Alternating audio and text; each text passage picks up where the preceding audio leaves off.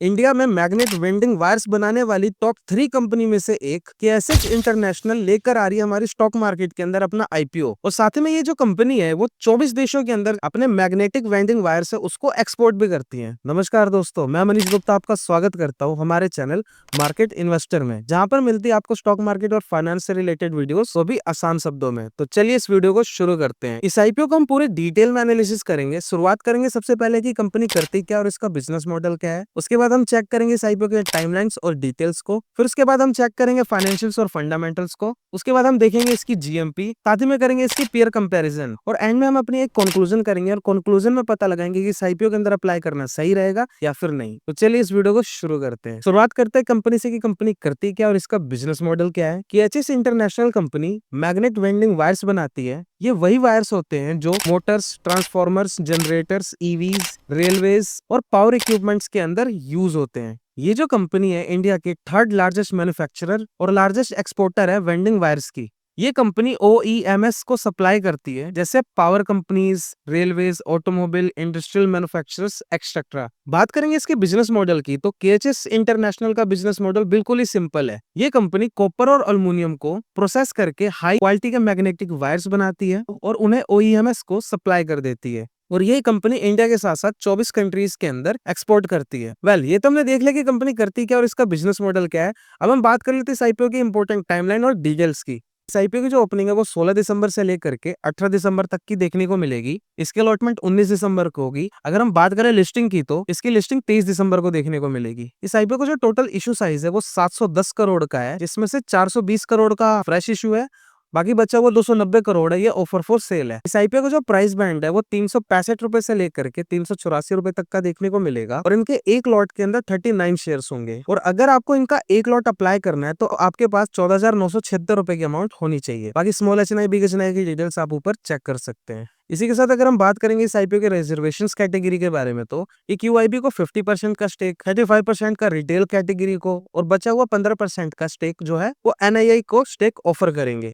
ये तो हमने देख लिया इस आईपीओ के टाइमलाइंस और इंपॉर्टेंट डिटेल्स को। अब हम बात कर लेते हैं इस आईपीओ के फाइनेंशियल्स को, और साथ ही में चेक करते हैं इसके कुछ फंडामेंटल्स। इस आईपीओ के जो फाइनेंशियल्स है हम लास्ट 1 ईयर का चेक कर लेते हैं। शुरुआत करते हैं इनके असेट से। तो मार्च 2024 के अंदर जो इनका असेट था वो 482 करोड़ का था, और जून 2025 में ये इंक्रीज होकर हो जाता है 793 करोड़ का। इसी के साथ अगर हम बात करेंगे रेवेन्यू की, तो मार्च 2024 में जो इनका रेवेन्यू था वो 1390 करोड़ का था। मार्च 2025 में इंक्रीज होकर 1938 करोड़ का हो जाता है, और जून के क्वार्टर के अंदर 562 करोड़ का रेवेन्यू और ऐड हो जाता है। 2024 में जो इनका प्रॉफिट था वो 37 करोड़ का था। 2025 के अंदर इंक्रीज होकर हो जाता है 67 करोड़ का, और जून 2025 के क्वार्टर के अंदर 22 करोड़ का जो प्रॉफिट है वो और ऐड हो जाता है। इसका असेट है, रेवेन्यू है, और साथ ही में जो इसका प्रॉफिट है वो यहाँ पर हमें इंक्रीज होते हुए देखने को मिल रहे हैं। अगर हम बात करेंगे इसके नेटवर्थ की, तो 2024 में जो इनका नेटवर्थ था वो 230 करोड़ का था। 2025 में इनका जो नेटवर्थ है वो इंक्रीज होकर के 321 करोड़ का हो जाता है। 2024 में जो इनका रिजर्व एंड सरप्लस था 225 करोड़, 2025 में इंक्रीज होकर हो जाता है 270 करोड़। जून 2025 में जो इनका रिजर्व एंड सरप्लस है 293 करोड़ का मेंटेन्ड है। अब हम चेक कर रहे थे कंपनी की बोरिंग्स को, यानी कि कंपनी के ऊपर लोन कितना है। 2024 में कंपनी के ऊपर 206 करोड़ का लोन था। इस टाइम पर इस कंपनी के ऊपर 389 करोड़ का, यानी कि 379 करोड़ रुपीस का लोन है। देखा जाए तो जो इनका लोन है वो काफी ज्यादा बड़ा है। इस कंपनी का जो आरओई है वो 22.77 का देखने को मिल रहा है। साथ ही में जो इसका डेट टू इक्विटी रेशियो है वो 1.17 का देखने को मिल रहा है। एक तरह से हम कह सकते हैं कंपनी के ऊपर अच्छा खासा लोन है। कंपनी का जो प्रॉफिट मार्जिन है वो 3.51% का देखने को मिल रहा है। इसका जो पी रेशियो है वो 32 का देखने को मिल रहा है। ये तो हमने चेक कर लिया इसके फंडामेंटल डिटेल्स को। अब हम बात कर रहे थे इसके जीएमपी के बारे में। फिलहाल इस वक्त इसकी जो जीएमपी वो अभी देखने को नहीं मिल रही है। जैसे इसकी जीएमपी अपडेट होती है तो मैं अपने टेलीग्राम चैनल पर इसकी जीएमपी अपडेट कर दूंगा। अब हम देख लेते हैं इस कंपनी के पीयर कंपैरिजन को। पता लगाते हैं कि इसकी जो सेगमेंट वाली कंपनी है उसके हिसाब से ये जो कंपनी वो कैसा परफॉर्म कर रही है। इस कंपनी के सेगमेंट वाली कंपनियों से हमने इस कंपनी का कंपेयर किया। कंपेयर करके हमें पता लगा कंपनी का रिटर्न ऑन नेटवर्थ है वो काफी ज्यादा अच्छा देखने को मिल रहा है। साथ ही में जो कंपनी का पी रेशियो है वो कम है, यानी कि जो कंपनी की वैल्यूएशन है वो काफी ज्यादा फेयर नजर आ रही है। इसका जो ईपीएस है वो भी मिड रेंज का देखने को मिल रहा है, जो कि एक अच्छी प्रॉफिटेबिलिटी की निशानी है। तो कुल मिलाकर ये जो कंपनी अपने सेगमेंट वाली कंपनी से काफी ज्यादा अच्छा कर रही है।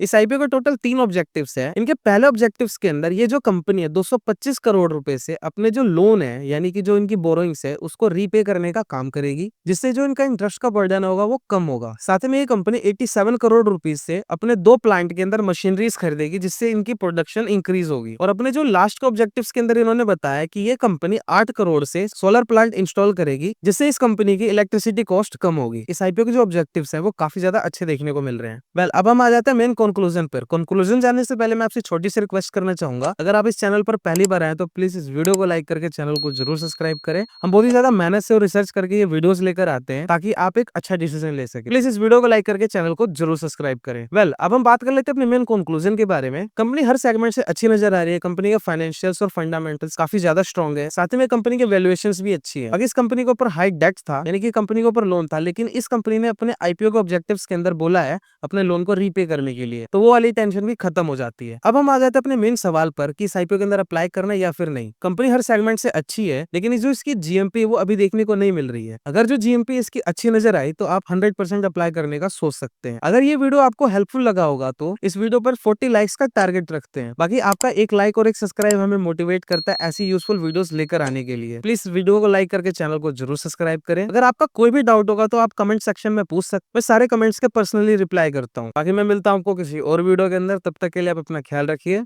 गुड बाय, जय हिंद।